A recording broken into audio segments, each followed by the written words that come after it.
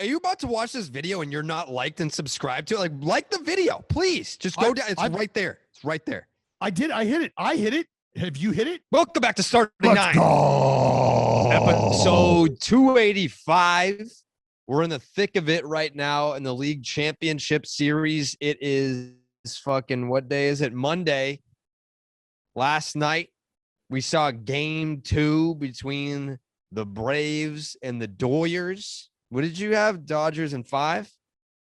Nope, did not have Dodgers in 5. I believe it was now Dodgers in 6. Yep, Dodgers in 6 is what I had. Dodgers in 6 is the adjusted pick. We've got a split series in the American League Championship Series between the Boston Red Sox and the Houston Astros. Now headed back to Fenway Park. But I feel like coming off back-to-back walk-off wins, which the Red Sox did in the division series, we got to start here. We got to start with the Bravos and the Doyers, who I want to get into the game action. We'll break that all down in a second. I wanted to ask you this first, though. How do you feel about the Braves having home field advantage in this series? The rules are clearly stated. Yeah. I know. I'm just asking you how you feel about it. Yeah, no, I like that. That's at some point in time, like, you have to understand this isn't gamesmanship or anything, but like, this is part of the game. This is how the game is laid out. Oh, well, but the best is that's like game, fun game, like, doesn't always favor the best and the most efficient. And this is the part of, hey, the Braves were in that division and they won that division. And that didn't happen for the Dodgers. I don't care how many games they won. I don't care. They didn't win enough to win their division. I didn't realize that the winner. The rules change, right? The rules change for the World Series. So let's say hypothetically it's Red Sox, Braves in the World Series.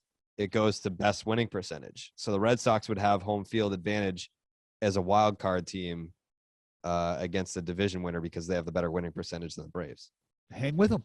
And that's the rules. Rules. Them's the rules, Dallas. That's how it's drawn up. Like, now you can talk about trying to shift that or not, but that's part of the whole, like, hey, you know what? In this division here, I mean, the conversation around the Chicago White Sox was just that. All year long, we were talking about how many games are they going to play that mean anything. They're going to be, quote unquote, rewarded with a postseason trip. But when they get there, what's it going to look like? Because of what that division has been for them.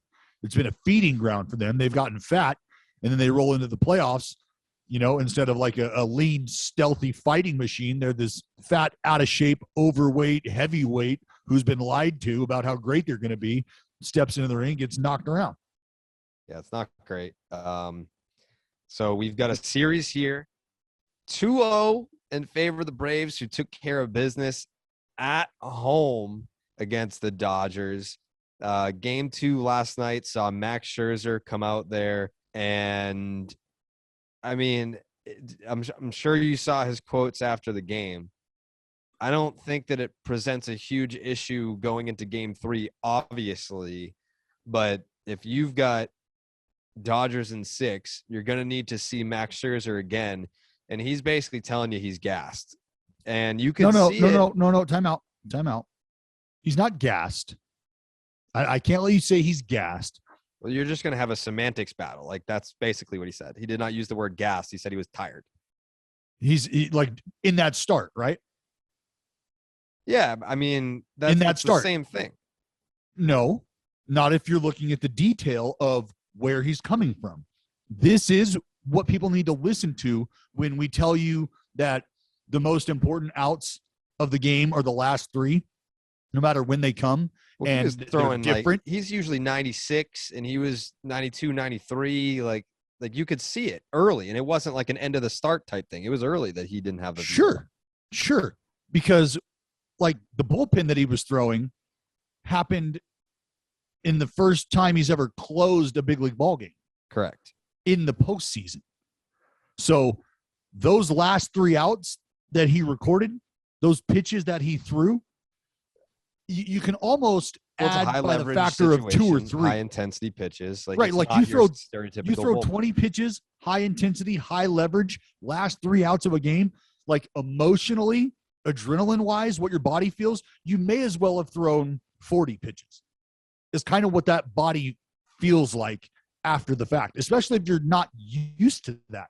Because Max Scherzer isn't used to necessarily competing at game speed on that day in that close of a window.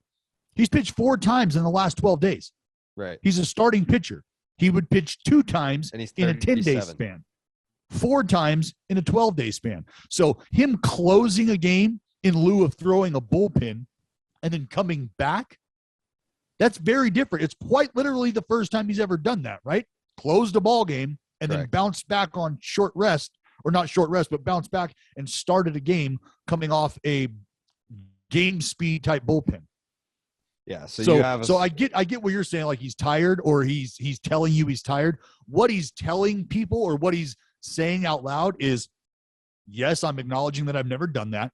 Yes, I'm acknowledging that, we all know as pitchers, that's a different taxation on the body. That's just a higher tax rate.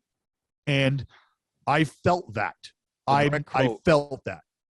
The tweet was, Max Scherzer said his arm is tired, feels dead, but believes he can be available again to start if the NLCS is extended. That's the quote. Boom. So I don't think I didn't take that as like, man, like, I'm tired after that one start. It's like, here I am in the postseason after, I mean, you mentioned the high intensity, high leverage, and the effort that it takes. Like, Max Scherzer is a max effort guy. We all know that. And he just put forth, as a 37-year-old, a Cy Young worthy season. Whether or not he wins it, we'll see. But it's worthy of winning the Cy Young award, depending on what other guys do. So yeah, it's not surprising to hear that, you said 4 appearances in 12 days. Yeah. 4 appearances in 12 days, 37 years old, coming off a Cy Young worthy season, and the 4 appearances in 12 days are in the postseason. And yeah, and those last 2, all I'm saying is off of that close for him coming back and starting, that's where this, in my opinion, that's where this dead arm has taken hold. That right there, that's you're asking a lot of him, and you're not asking this of the Max Scherzer 7 or 8 years ago. That's not who's doing this right now. So that would, on regular rest, he would be ready to go for what, game 5? I believe so. Because today's Monday, today's Sunday, Monday, so they would be Tuesday, before 5. Yeah. So it'd be 6. No? Start 2, 3, 4, 5 with the off day. With the off day, wouldn't that put him in line for? It depends on if no off day would bump him. Either way, I mean, for whatever exhaustion that he was feeling, we talked about the decrease in velocity. Still pitched well enough to win the ball game. You obviously see the Jock Peterson Mammo tank, which, October rolls around, and that's a guy that can kick it into another gear, whether it's starting, whether it's off the bench as a pinch hitter. He's delivered for the Atlanta Braves in the postseason. And I'm sure that, in talking to him, he came on starting 9 after the Dodgers won the World Series last October. I think he came on with us in November or December.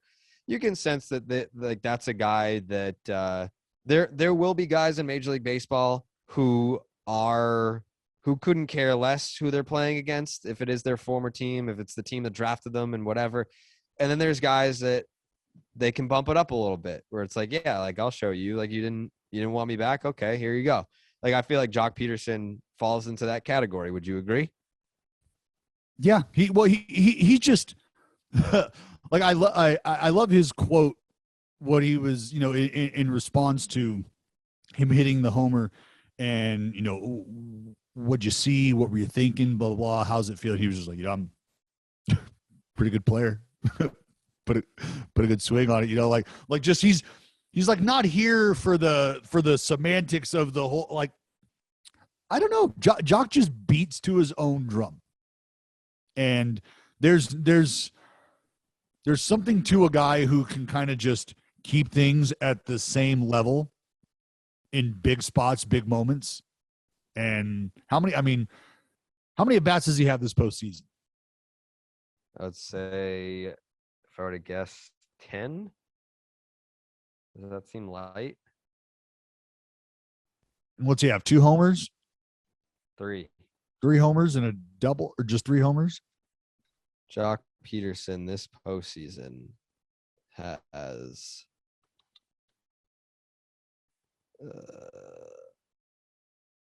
14 plate appearances.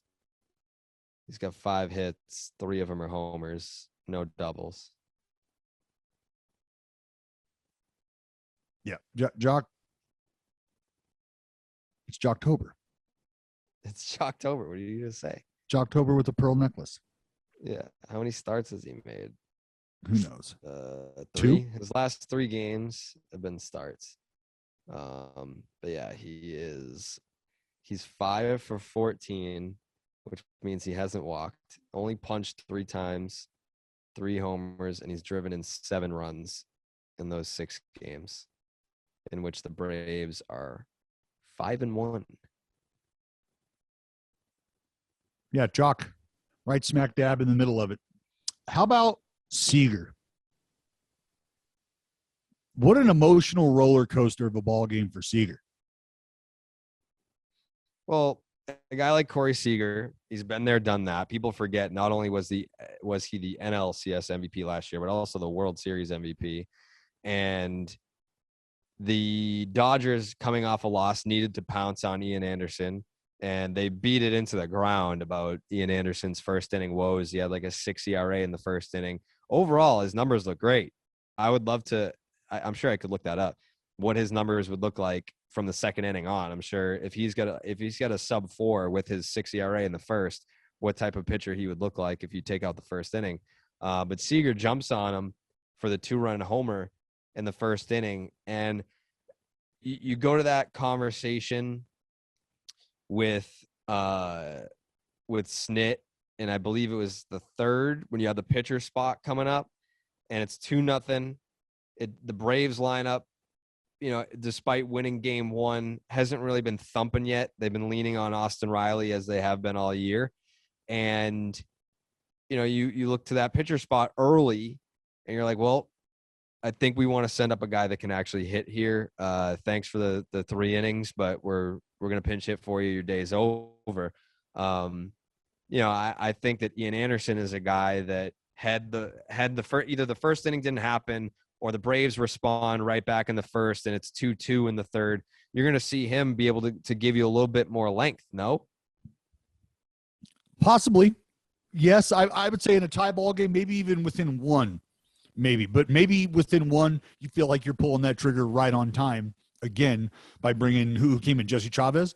Yeah. Because that was to my point that I was making earlier the other day about the bullpen alignment. That's where, like, all right, Chavez, is that a guy that you feel like you can get solid length from when you're up?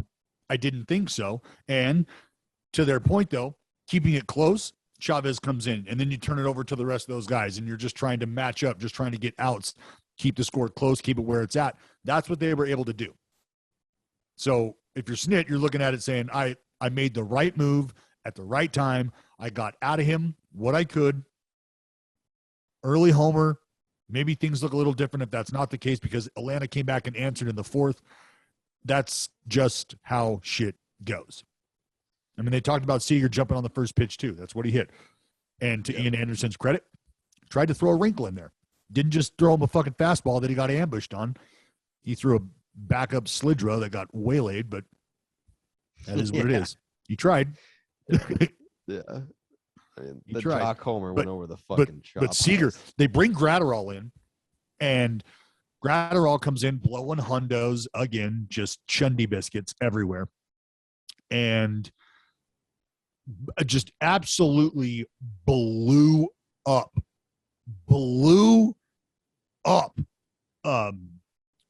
Fucking oh my God. Whose bat did he blow up? Why am I blanking right now? Oh, Jesus. when you immediately said didn't he get a knock off of it though? Was it base Yeah, up the yeah, middle? yeah. Yeah, it was a hit. Was that Dansby? Was it Dansby? It may have been. Either way, it was just a complete blow. But anyways, was it Dansby? Who bunted? I know it was a righty. The bat completely blew up, and it was a base hit up the middle. But they get the runner on, then they bunt, and Gratterall throws 1,000-mile-an-hour stinker almost into center field. And who's there? Corey Seager, as calm as ever, gathers the short hop, gets the out at second. No big deal. Keep rolling. And then they got to go to Kenley, right? Got to go to Kenley. So they go to Kenley, and that doesn't work out. No, it doesn't. Ball back up the middle. Seager can't handle it, and the fucking Braves walk it off again. And remember, this is after they brought in Julio Urias, who came in and promptly gave it up. After Trinan, I think Trinan came in and walked a guy, right? Yeah, I think I saw a bunch of Braves fans complaining about, like, why was Urias in this game and blah, blah, blah. I mean, if it worked out, it's such a hindsight's 2020 thing. If it worked out, then you're just saying, like, Dave Roberts did it again. He's managing the bullpen by bringing in starters. And, like, how many people would have complained with Julio Urias on the mound at any point in 2021? The guy's been nails. And at some point, you just got to tip your cap. I mean, it's fucking Austin Riley. Like, Austin Riley has been that dude all year. And in this series, he's got a game-tying homer. He's got a walk-off hit. And then he has the game-tying hit in game 2. Like, the guy has been outstanding. And, you know, it's a lefty-righty matchup.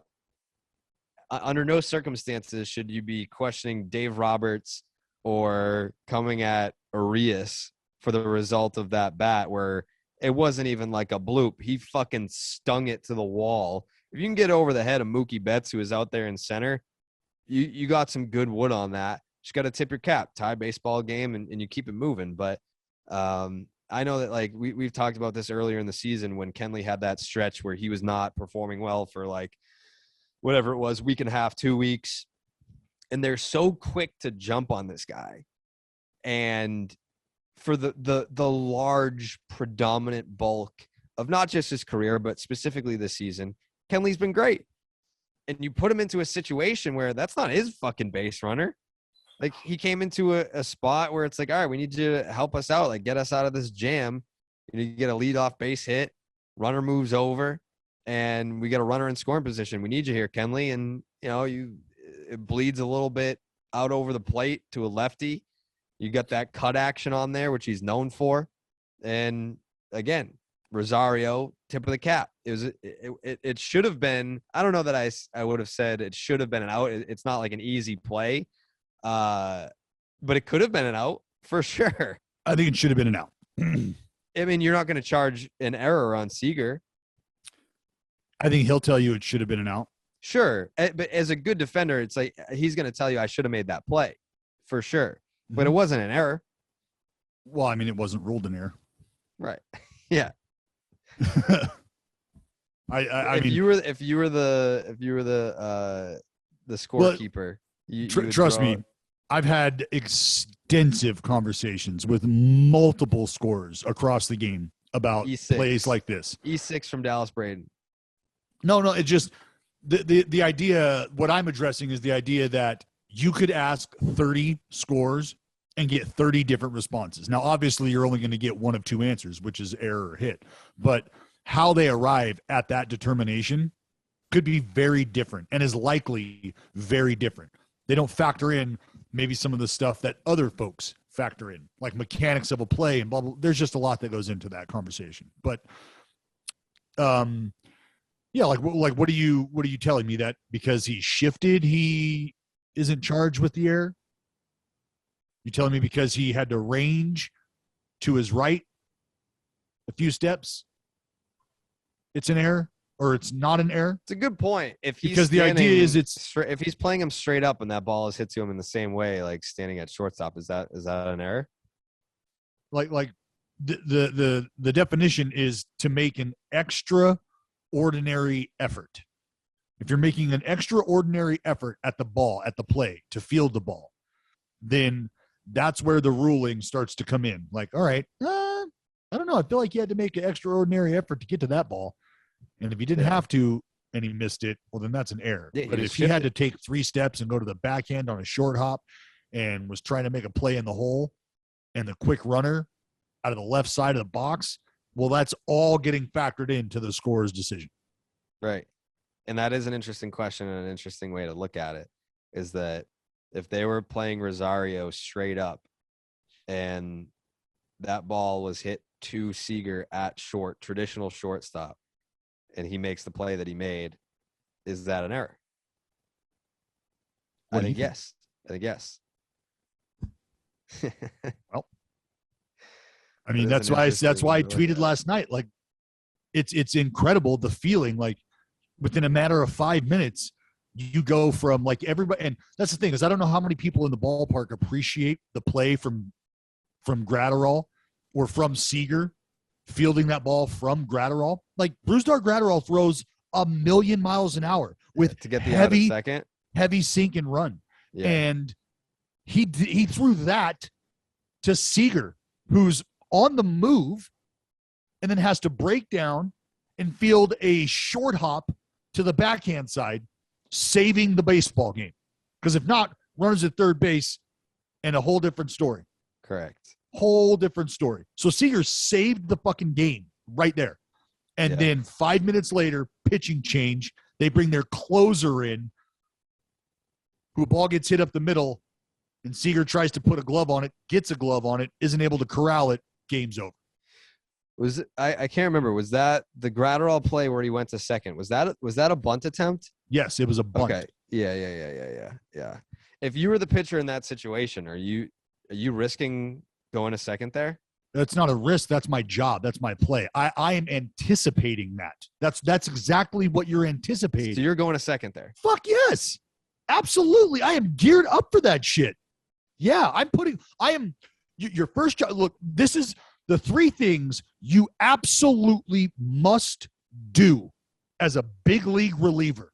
Otherwise, you go sell fucking cars, or you better throw 194. And there's guys that do that. But you better, 1, come in spinning for strikes. Throw the breaking ball for strikes. Have to do that. Otherwise, they're going to line up your heater, and you're going to be backing up bases, or you're just going to be walking back to the dugout because the fucking game is over. So number 1, come in spinning. Number 2, you absolutely must control the running game.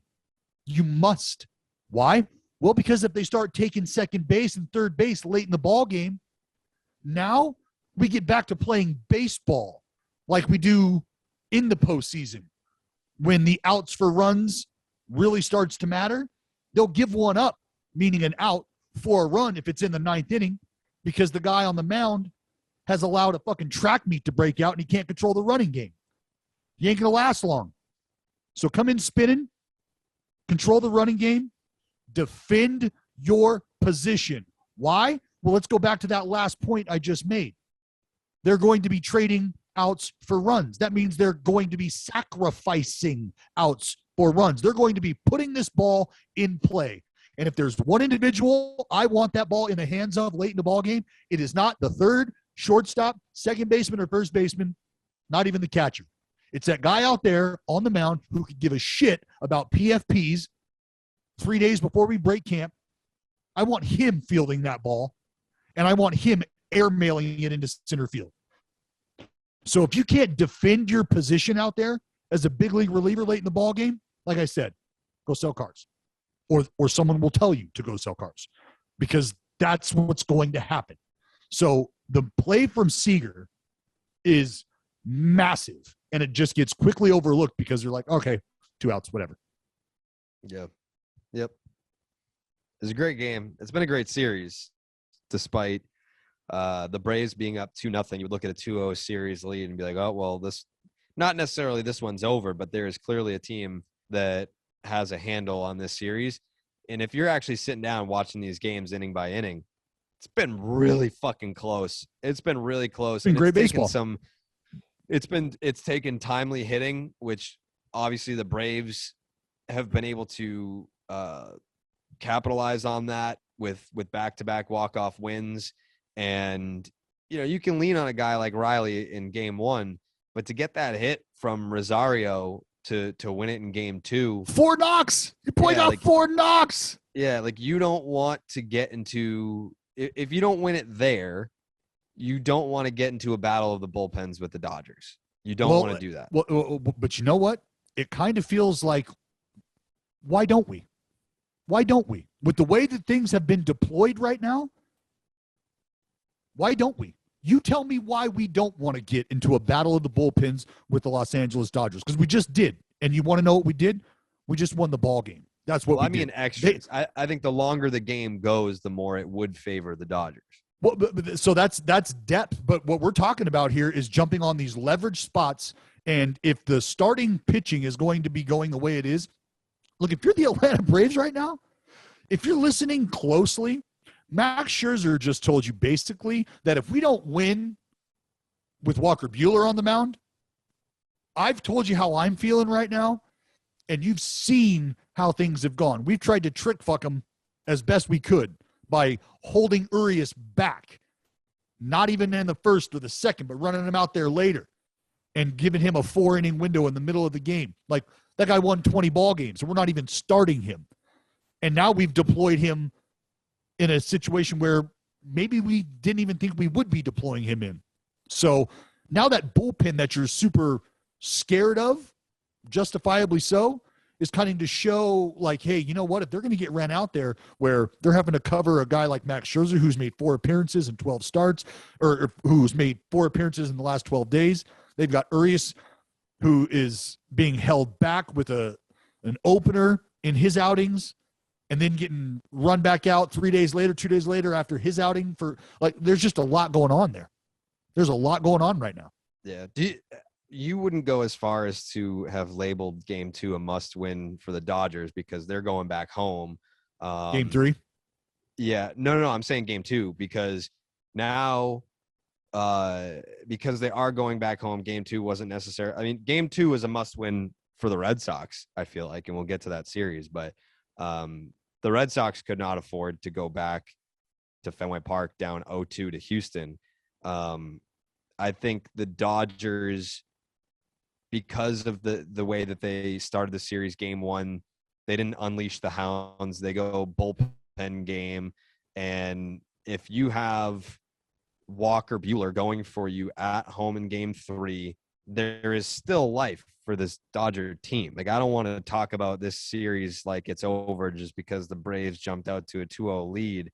There is still a path to the World Series for the Dodgers, but I almost feel like that's stating the obvious given the strength of their depth. Well, there's still a path to the World Series for the Dodgers? Yes. Sure. But it is, and when I say sure, I don't even say sure with confidence because of what just transpired. Those losses, Jared, are heartbreakers. Like when you get walked off like that, the clubhouse feeling is not that of a loss, a hard-fought loss, 5-4 ball game. The last 3 outs were, uneventful, if you will, and the game was over. That's not what happened. Like it was, we got to win. We got to score. It's got to happen now. Like those feelings of don't be the guy to give this up in that Dodger bullpen. Don't be the guy to kick the ball. Don't be the guy to give that, that's the energy surrounding these 2 victories for the Braves and these 2 losses for the Dodgers. So you're going back home 0-2, but it's an 0-2 that it's not a comfy 0-2 or an 0-2 that gives you confidence. Like that plane flight back home was not one of loosey-goosey, but if it was, that's fake. It was probably a plane flight of we better get our shit together here because we've got 3 days here at home to figure it the fuck out. And they can figure it out because they've got Walker Buehler going in game 3 against Charlie Morton, who he's got a postseason pedigree of his own. Walker Buehler, been there, done that. He's had some ups and some downs in the postseason, but he's a dominant postseason starter. Charlie Morton, same ilk. Where do you see the series going, Dallas? Now that it's back in LA, crowd's gonna be rocking. If the Dodgers are gonna I could honestly see this. If the Braves win, I could see the Braves winning now in 5. And if it's gonna go to the Dodgers, it's gonna have to go 7. It feels like, just with the manipulation of the arms. And Jared, don't let the fucking Braves. Don't let Freddie Freeman figure out that he's Freddie Freeman. Because the minute that Freddie Freeman wakes up and realizes he's Freddie Freeman again, you're fucked. Yeah. Yeah, that's not good for anybody. Freddie Freeman is going through the worst swing and miss stretch of his career, I feel like, right now. It is. Just the worst possible time for it to happen. And his team is up 2 games to none in the NLCS. You let Freddie Freeman start putting bat to ball, buddy, there's going to be problems. Problems. What are we talking about after? I just told you. If Freddie Freeman. No. After game 3, what are we talking about here? Well, siding with my pick, and just because I am a man of integrity, I would tell you this is a must win. And I'm saying must win because of what Max Scherzer told you.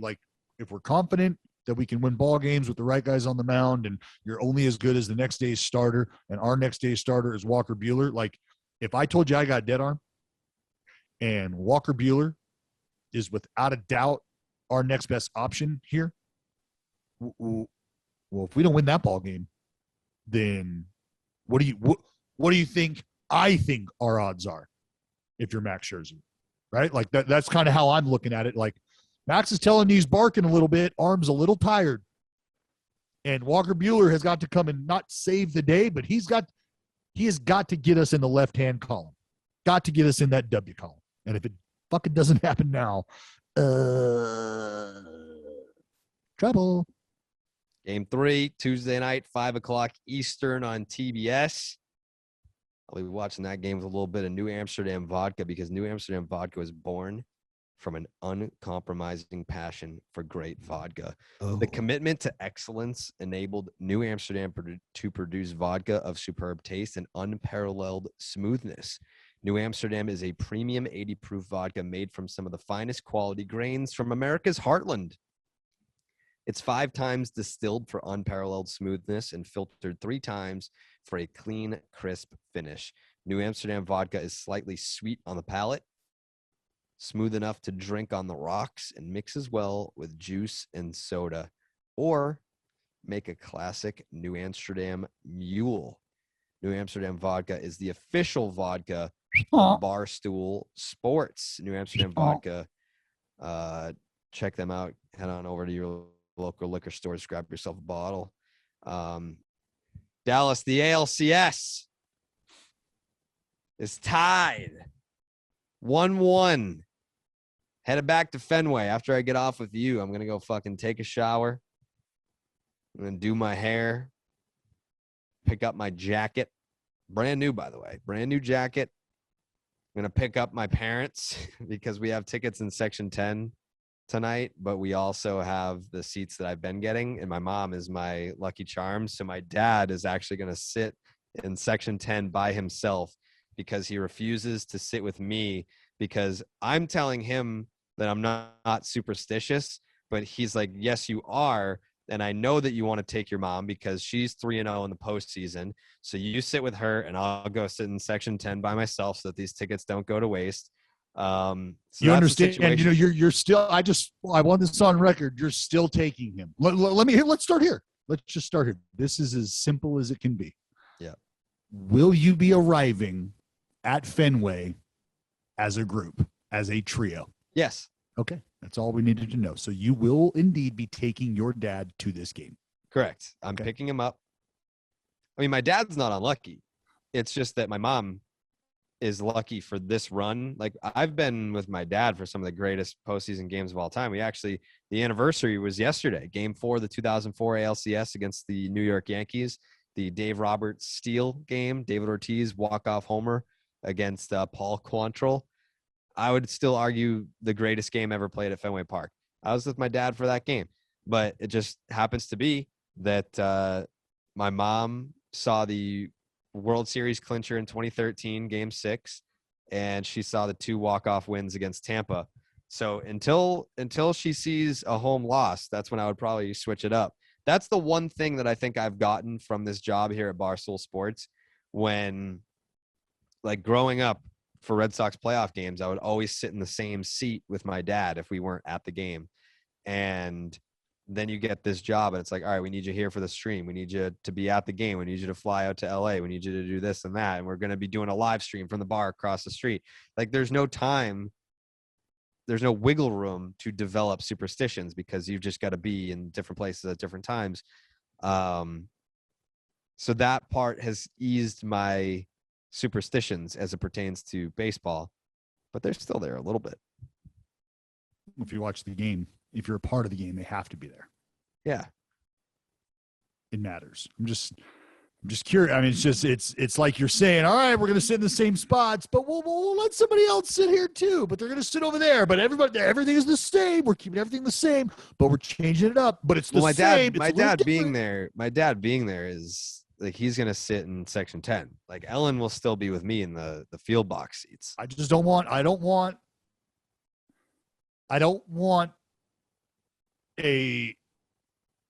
the hands up, like, what happened, curious look on your face if things don't work out tonight. No, that won't happen. Okay. I'll have the jacket, I'll have Ellen, and I'll have the field box seats. So we'll see what happens. Probably Patriots players should probably put that jacket away. Yeah, I didn't probably put. I'm not going to say I didn't care for it, but I just was like, well, and then after ask for permission, I feel like. And then after a once proud franchise got absolutely fucking worked by Dak and them boys at home, like, you can't. I don't know if they got worked, but no, they did. They absolutely lost that football game. I think it was Damian Harris. They got worked. That wore the jacket, and he scored the first touchdown of the game. Right. That's why I mean, like, a once proud franchise. Like, think about the New England Patriots. Did you ever think that they would find themselves in the red zone and they're like, all right, here's what we do. We take our quarterback off the field. We put him way over there like a fucking wide receiver. That's man, you hate to see the fall from grace, like an offensive coordinator of that franchise thinking, here's our best shot, is getting our quarterback the fuck out of here. That's unfortunate, but as much as I loved the New England Patriots run, it was fun. I mean, I watched just about every single game of Tom Brady's career. I couldn't care less that they're bad now. Like, all those people that, like, there are people in Boston that they're sports fans and, like, they are veiled football fans. They were tricked into thinking that they're football fans. They're really just winning fans. So those people are going to find themselves coming right on back to the Red Sox because this was a baseball town. Like, back in 2004, baseball town. And now that the Patriots stink, come on back to Fenway. We're going to be good for a long time with Chaim Bloom up there in his ivory tower. Yep. Can't wait. JD, foot's looking decent. How's your wheel, bud? How's your flat tire? All fixed up. Good to go. Thanks. Doing pretty good. 2 swings, 7 runs. Take it. In the division series. And I tweeted this the other day. I was like, I really hope that it doesn't get buried, the narrative that JD has the 2 biggest home runs in the postseason, because at the time they were the biggest swings of the game, but the Red Sox went on to just add a shit ton of runs after the fact.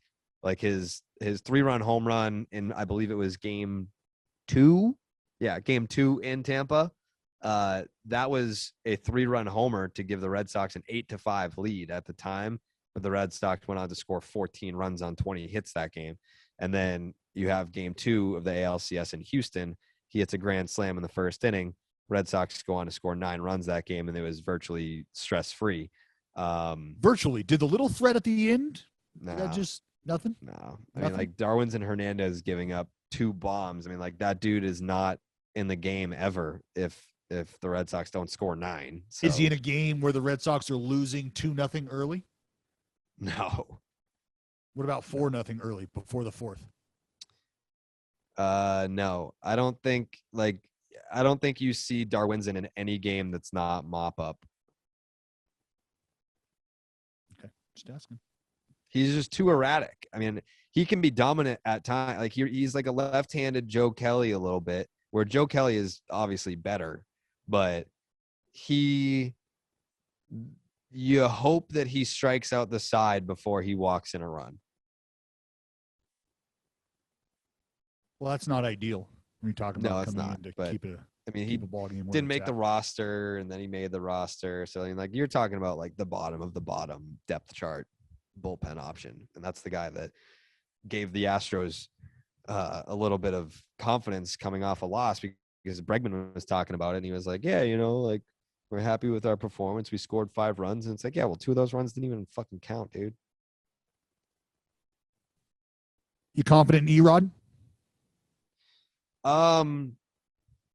Yes and no.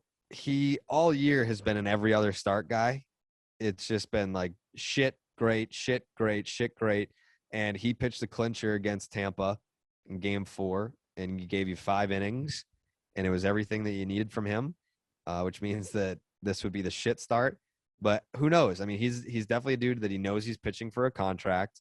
I know that he loves pitching at Fenway Park in front of those fans, and I know that he's become a guy that is cognizant of the ballpark that he pitches in. So he will pitch to the ballpark that he's in, aka Fenway Park, being able to navigate hitters so that he's not giving up wall scrapers and moon bombs over the green monster. He's one of those guys. The way that the Astros pitching lines up the rest of the way, it doesn't bode well for Houston. Like, Zach Greinke hasn't started a game since September 19th. And he was garbage when he did. I mean, like, this is a guy that's been battling the neck injury for 6 weeks now. It doesn't. Well, this was always, I told you that I felt like this was always going to be a bullpen series. And it was just about, that's why I chose Alex Cora and the Red Sox, was because I just felt like maybe, just maybe, he would be able to navigate his resources a little more efficiently and might be able to get a little more out of them than maybe Dusty Baker could. Take the over in all of these games. Feel like that over's hit. The over has hit. Because if you don't get 5-6 innings from Eddie, that doesn't help the Red Sox bullpen. Well, same can be said. Not that it doesn't help the bullpen. It's just that it changes the course of the rest of the series. Well, we got 3 days in a row. Let's just say, 3 games in a row. Well, I'm saying, yes, that's what I'm saying is if you get worst case scenario, let's say Eddie goes 3 1/3. Now you're going to call on Nick Pivetta to come out of the bullpen. But he's supposed to be starting game 4. Ideally, correct. Nick Pivetta should be your game 4 starter. But these are all scenarios that I know the Red Sox have thought of in advance. Like, there's a plan for if Eddie goes deep, and there's a plan if he can't give you length. So I don't think the Red Sox are going to get caught with their pants down here if one scenario happens or the other scenario happens. I would be more concerned if you're Houston, because it's like you're already limited in terms of your starters, and you're even more limited in your backup options. Your, oh fuck, my guy can't go more than an inning, now what do we do options. Like, I feel better about the Red Sox backup options than I feel about the Astros backup options. Well, I mean, like whether you're calling them backup options or just like they're the arms that they have at their disposal. Like a Jake Odorizzi, for example. I mean, thank you for bringing that up. That is quite possibly the most difficult scenario to come into in the history of Everdom. Like, you're cold, you're a starter, and you're now being asked to get hot in a very different fashion. I need you to go through your throwing routine out there on the game mound.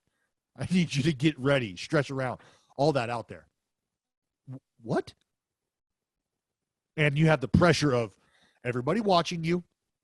You have the pressure of you're feeling like, all right, let's go. Let's get this thing going. Like, are you not ready? Can you not fucking come on, come on? And I said this. The Red Sox got a long look at Jake Odorizzi playing catch, at his arm action, at his release. And you might think that that's not a big deal. That is a huge deal because we're talking about timing. We're talking about hitters being able to create a window of a line of sight that they're going to be looking at.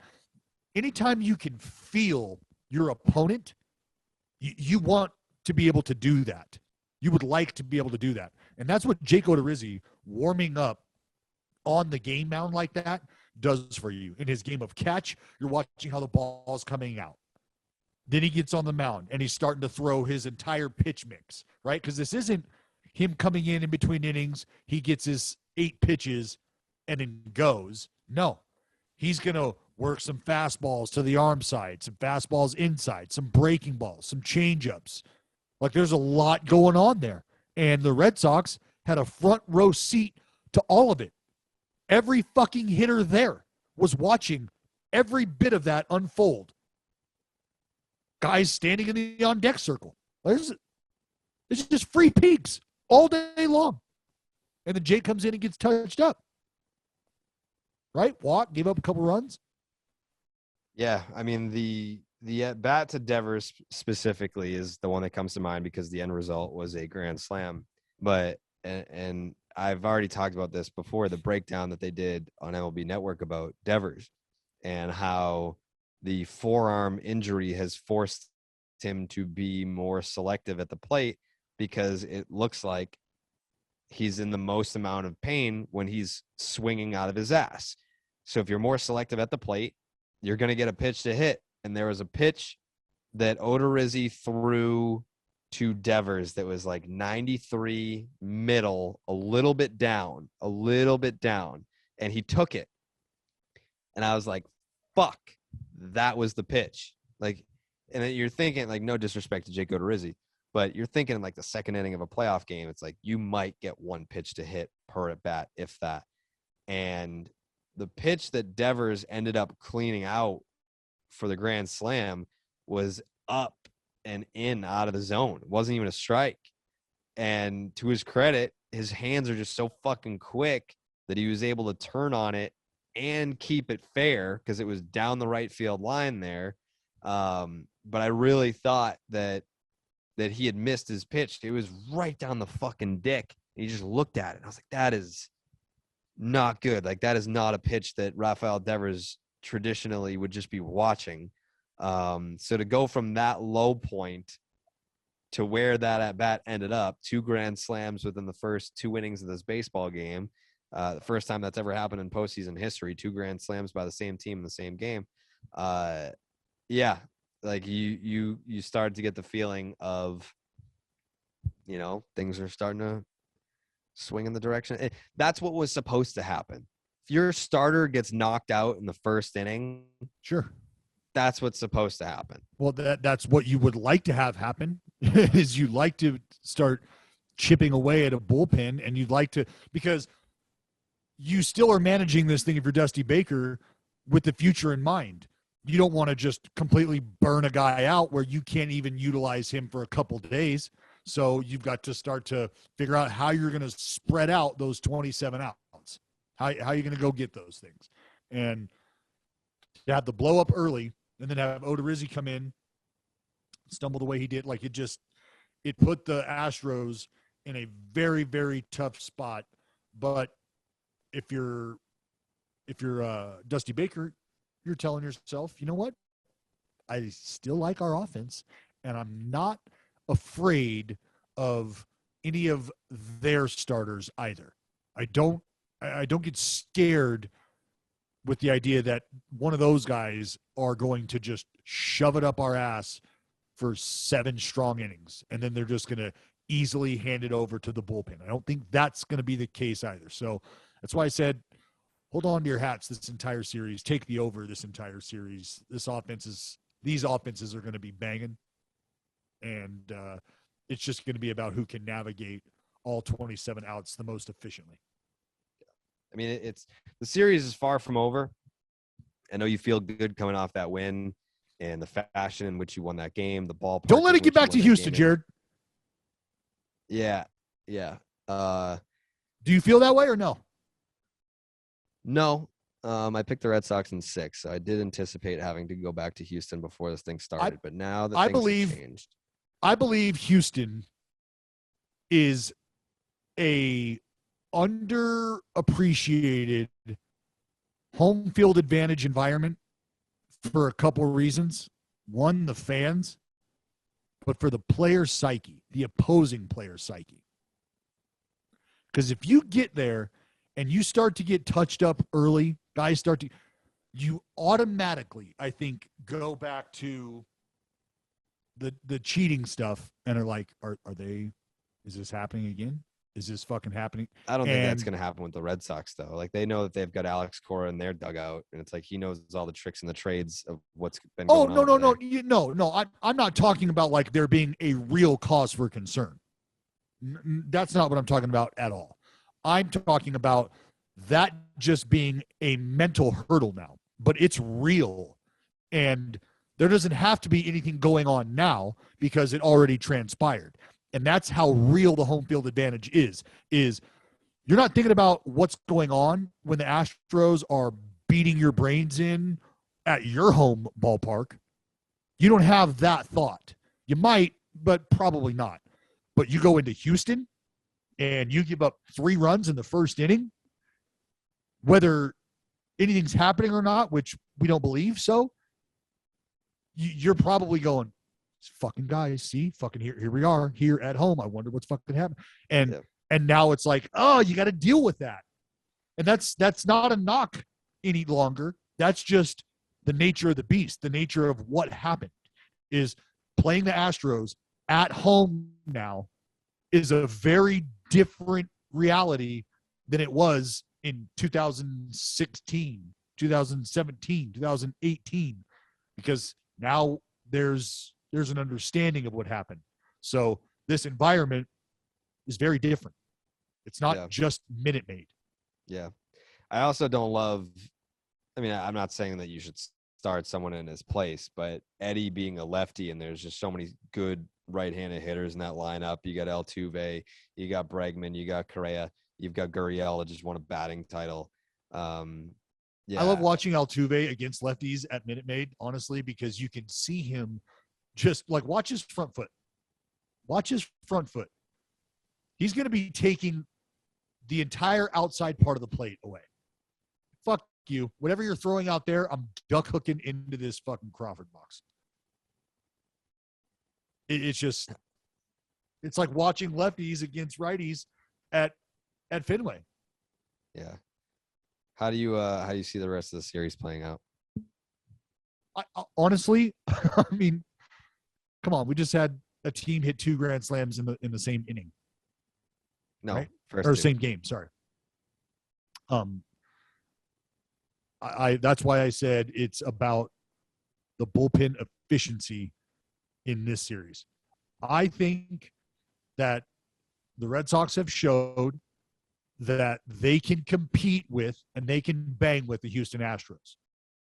And if they get themselves out to a sturdy enough lead, I believe the Red Sox will match up effectively enough throughout the remainder of the game to win the series.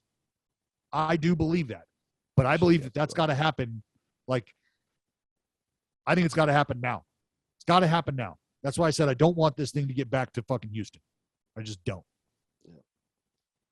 Like, I'm telling you, like, it should be 2-0 Red Sox. Like, that 3-1 lead in game one. Like, fuck. Hang with them.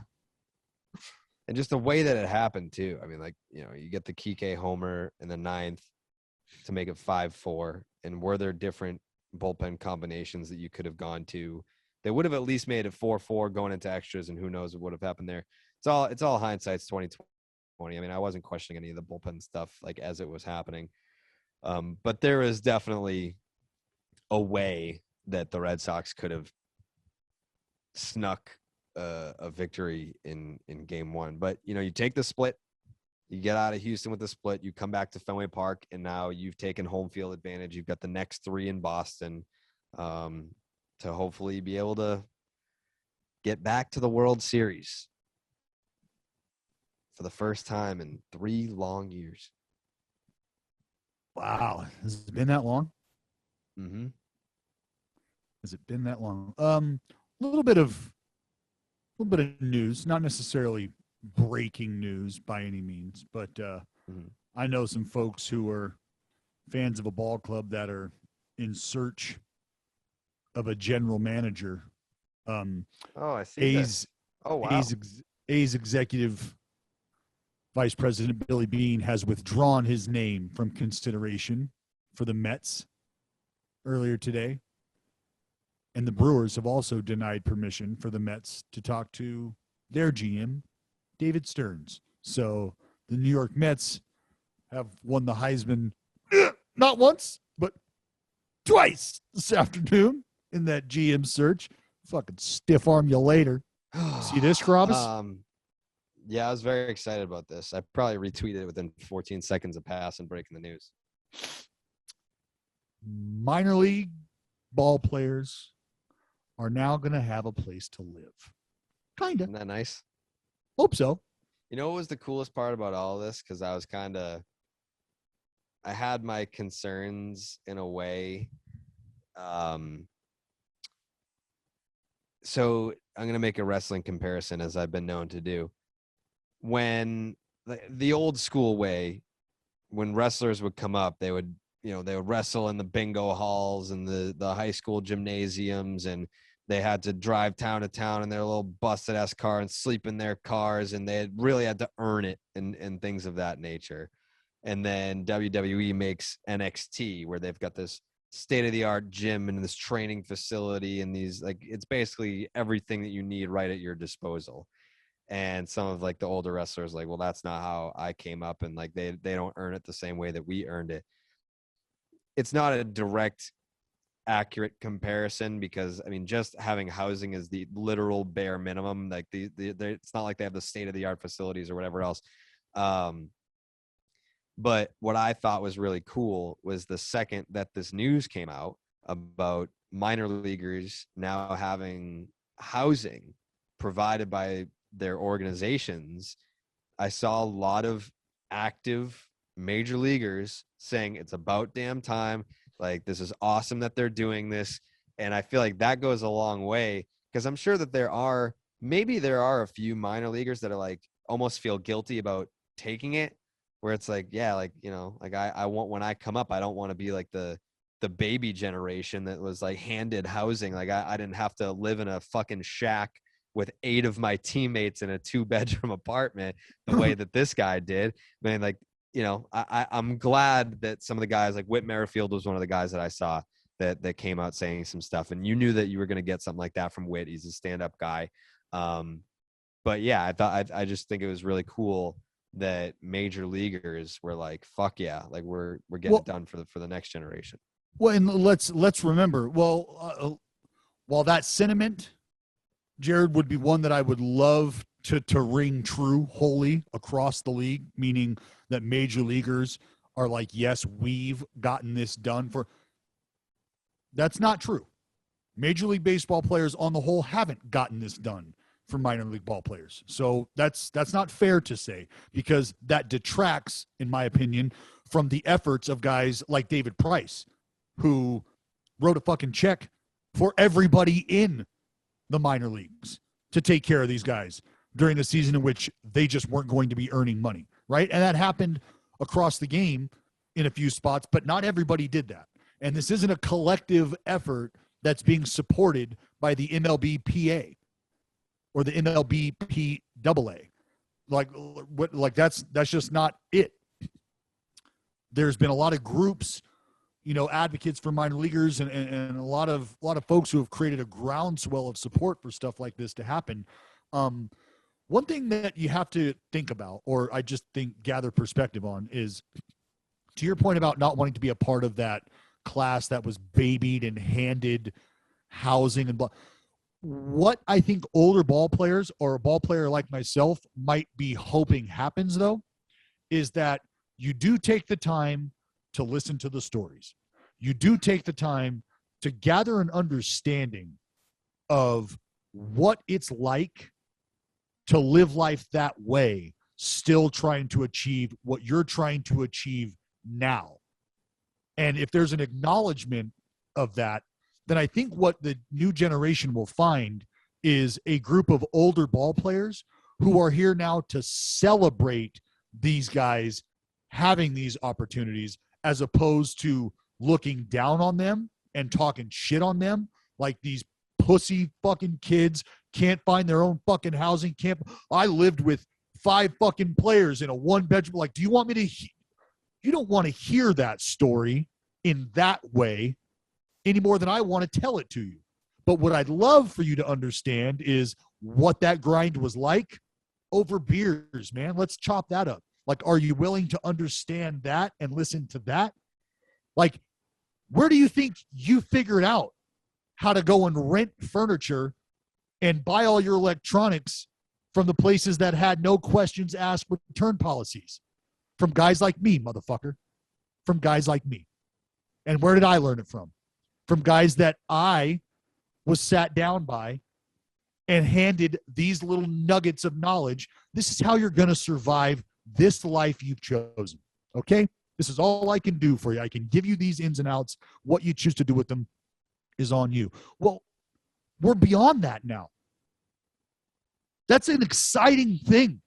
That's an exciting thing, because it also feels like for the first time, owners of major league organizations are realizing, and it's not that they're just now realizing, it's that they're kind of having their hand forced. Oh, we're going to have to start taking care of these fucking guys, because it's getting loud now. It's getting real loud. And you know what the next step is, Jared? Unionization. Yeah, and I got asked about that too. Like, why don't they just unionize? Because they're being appeased right now. Right. And because they're being appeased, my first tweet when I saw Passan's report was, "This is awesome. It's about damn time. Now pay them more." And then after I sent the tweet, my mind immediately goes to, oh, fuck, this is going to be a tactic that they use to not pay them more. It's like, well, we gave you housing. What do you want from us? You want more money now? I've been so far ahead of all of it. Like, if you've played minor league baseball and gotten to the big leagues, you still have friends that are kicking in the minor leagues, trying to get to where you're at. And you watch the separation of class occur right before your very eyes. Like, it's now very clear. Like, if we're gonna be hanging out and going on vacation and shit together from here on out, I'm gonna be paying for you, because we can't go and do the stuff that we would have been doing together, because now I've got a little bit of change, and we're not jumping in the car, me, you, and 3 of our other buddies, driving 6 hours to the beach to rage. Now I'm chartering a PJ and you're coming too. And it's a different world. And so guys, to get paid more now in the face of having this, like, you would start to feel like you're actually human as a minor league ball player. You would start to feel like, not only am I being taken care of and being afforded an opportunity to work these hours that I'm being asked to work, but at night I have a place that I can sleep. Just the fact that is something that is being like appreciated bare minimum. on the level it is it's sickening and grotesque. But when you think about the world we live in today, Jared, everybody's got a camera phone. Everybody has a platform. Everybody has a platform. Jared, you don't have to go to journalism school. You don't have to go to the Walter Cronkite School of Broadcasting at ASU. You don't have to go to any of these places to gain your platform these days. All you have to do is have enough money to buy a fucking smartphone. And from there, how you can navigate and create on platforms is up to you. And there's no real sense of earning it or earning a platform anymore, right? Correct. You don't have to go through those long hours, those arduous concessions that you have to make. Like, you'll either make them or you won't. And that's what the minor leagues in sport presents, is a very real-time, real-life scenario. What are you willing to give up? What are you willing to walk away from? How big of a sacrifice are you willing to make? Are you really from the mud? Are you really about that life? Will you really sleep in your car? Because on the other end of this rainbow, that pot of gold has you chartering a PJ with your homies to the beach instead of piling in that car. Are you about it? And the minor leagues presents that moment in time to make those decisions. Like, do I want to go out and drink away the 0 for 4? Or do I want to go back and sleep on my shitty air mattress, eating my peanut butter and jelly and fucking Taco Bell and hoping that that's enough to replenish me tomorrow so I can try to go out and go 2 for 4? Because the guy who goes 0 for 4 and goes to the bar, I'll pay for his fucking cab there. Because I'm going to sit home and I'm going to wear that 0 for, because tomorrow that PB&J has got fucking knocks in it. That dude's Coors Light doesn't. But Coors Light does. I like Coors Light. I love Coors Light. Well, shout out to the minor leaguers that are going to have housing now. It's big. It's big. So good on them. Also, really quick, they were talking about doing the streaming service. They would lift the blackouts. And I saw some people complaining, being like, oh, so I'm going to pay for MLB TV and then I have to pay more for the home games. It's like, isn't that what we've been saying all along? Is people are like, all right, I have MLB TV for all the out-of-market games, but I would gladly pay another $10 a month to be able to watch my own team. That's all this is. Like, you're getting what you fucking asked for. Of course, you're gonna have to pay extra to lift the blackouts. Like, they're not just gonna lift them. I mean, who knows if this even happens, because the cable companies, I'm sure, are gonna have a fucking conniption over this. But isn't it's this about time if they do that too? Isn't this the most obvious revelation, though, and the most obvious answer to the question that people have been asking? I want to believe rhetorically this whole time, but we know why games are blacked out, right? Because we sure do. They got to figure out a way to make you pay for them. Yep. Well, now that they're trying to figure out a way to make you pay for them, you're going to hopefully get your ball game. And it all it's the world. Yay, capitalism. You want it, we got it. How much you willing to pay for it? Yeah. All right. We'll see you in a few days. Dallas, can I get a Go Sox from you? Whoa, what? You picked them, right? You want to be right? I did pick the Red Sox. Yes, I did. I picked them. Go ahead. Go Sox. Just say Go Sox. No, I don't. This is a setup. Get a little Go Sox, Dallas. No, I can't do that. How about a little? Let's go Boston. No, I would like the Red Sox to win. Have a great time today, Boston. All right.